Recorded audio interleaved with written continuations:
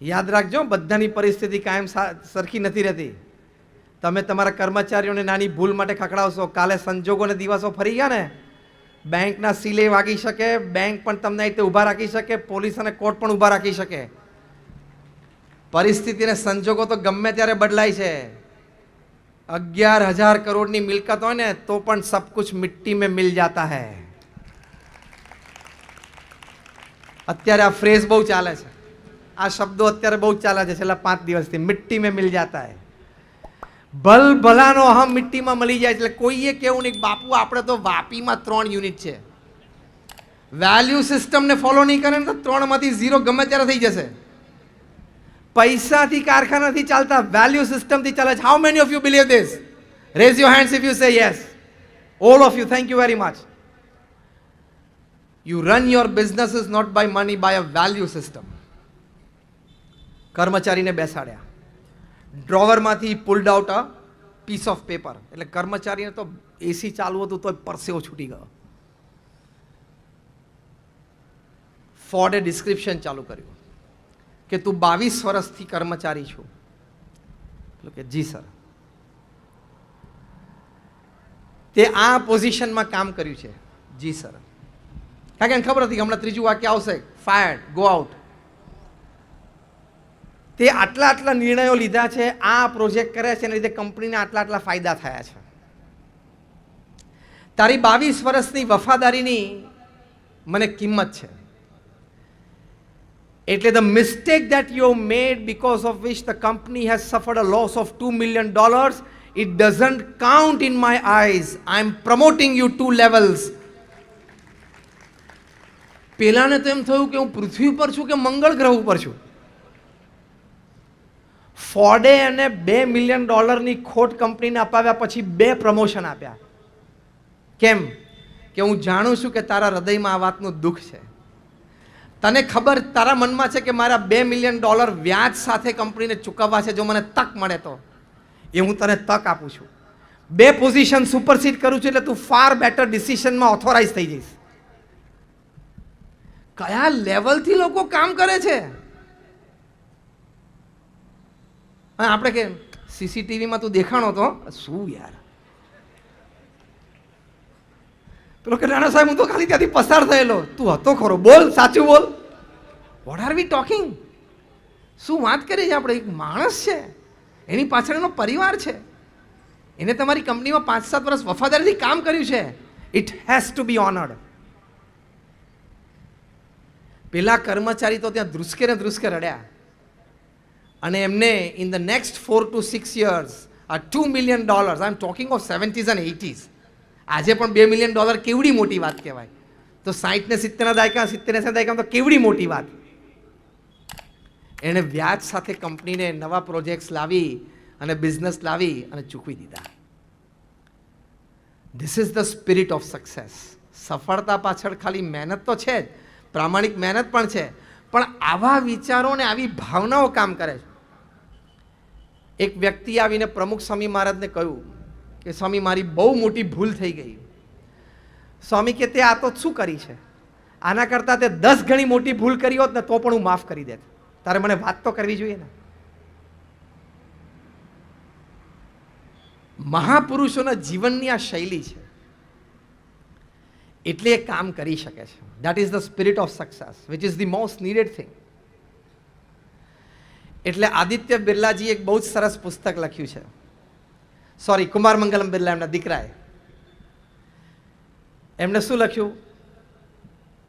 આપણે શું કહીએ છીએ? Customer first. કસ્ટમર, ગ્રાહક મારો ભગવાન છે. નો, એમ્પ્લોય ફર્સ્ટ. જે મને કમાઈને આપે છે.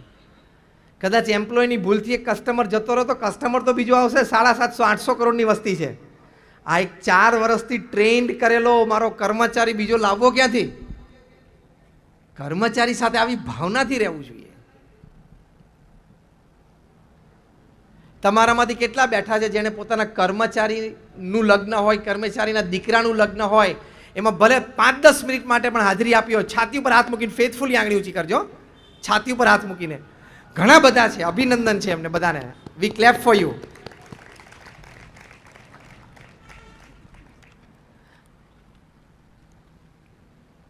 અમે જોયું છે પ્રમુખ સ્વામી મહારાજ અને મહંત સ્વામી મહારાજના જીવનમાં બીએપીએસ સંસ્થામાં 15, 25, 35 વર્ષથી શ્રદ્ધાથી એને સેવા કરી હોય, સમર્પિત થયા હોય, નાના માણસ હોય, સામાન્ય માણસ હોય, એના એક પ્રસંગ એમણે સાચવ્યા છે, એ ત્યાં ગયા છે.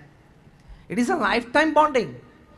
In short, give a chance to your employees to commit to you, to pledge to you, to cross the border and go beyond the promise of words for you. Chance તો આપો તમારા કર્મચારીને. ખાલી રૂલ ઓફ લો અને rule of money અને rule of work નહીં ચલાવવાનું. અને સાથે સાથે વિચારોની સાત્વિકતા, ધ સ્પિરિટ ઓફ સક્સેસ. નીતિમત્તા અને પ્રામાણિકતા કોઈ દિવસ ચૂકતા નહીં. ચોખ્ખી દેશી ભાષામાં જીએસટી ભરી દેજો.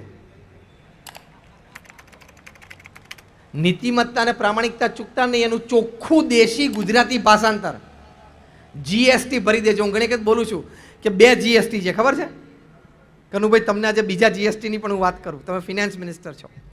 2 જીએસટી છે. પહેલું GST goods and services tax. પહેલું જીએસટી ભરશો ને એટલે બીજા જીએસટીના વરસાદ થશે. એ શું? First GST is goods and services tax. એ ભરશો એટલે ઉપરથી એક જીએસટી વરસશે, god saves tension. GST, god saves tension. અને યાદ રાખજો, ખોટું લાંબુ ચાલતું નથી. હા કે ના? હવે કાયદાના હાથ મજબૂત ને લાંબા થઈ ગયા છે.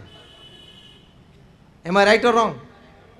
અને આટલી સરસ ડિજિટલ પેમેન્ટની વ્યવસ્થા છે, યુપીઆઈ છે. India is the number 1 country in digital payment in the world. એટલે we are growing, we are expanding, we are going toward success. પણ એ ડિગ્નિટીથી જીવવું, હવે આ બરોબર સાંભળજો, એ ગૌરવથી જીવવું કે જે દેશમાં હું જન્મ્યો છું, જે દેશના હવા પાણી હું વાપરું છું, જે દેશની માટીમાં ઉછર્યો છું, જે દેશમાંથી મેં શિક્ષણ પ્રાપ્ત કર્યું છે, જે દેશના લોકોની વચ્ચે રહીને મારા જીવનમાં, મારા પરિવારમાં હું સુખ અને સમૃદ્ધિ લાવી શક્યો છું, એ દેશ અને દેશની સરકારને સંપૂર્ણ વફાદાર રહેવું એ મારું ગૌરવ છે. આ વિચારની સાત્વિકતા રોજ કરી. This is the spirit of success. The money that does not belong to me, I don't even look at it and spit at it. જે પૈસા મારે સરકારને આપવાના છે, જે પૈસા મારે બીજાને આપવાના છે, એ મારે આપી જ દેવાના. એ પૈસા મારા નથી, એની સામે હું જોવું પણ નહીં અને થૂકું પણ નહીં. એ સ્પિરિટથી જીવવાનું. અંગ્રેજીમાં એક કહેવત છે, no pillow is as soft as a clear conscience. The softest pillow in bedroom when you go to bed at night and have a good sleep is a clear conscience that I have not done anything wrong today. मैंने आज कुछ गलत काम नहीं किया है. वो spirit से अगर हम जिए तो you can hold your head high in the midst of any crowd. कोई भी समाज के बीच आप उन्नत मस्तक के साथ जी सकते हो कि मैंने कुछ गलत नहीं किया है. That is life. આપણામાંથી કેટલા ઈચ્છીએ છીએ કે આપણે 90 વર્ષે જ્યારે ડેથ બેડમાં હોઈએ ત્યારે આપણને સંતોષ હોય કે મેં મારી જિંદગી પ્રામાણિકતાથી જીવ્યો છું.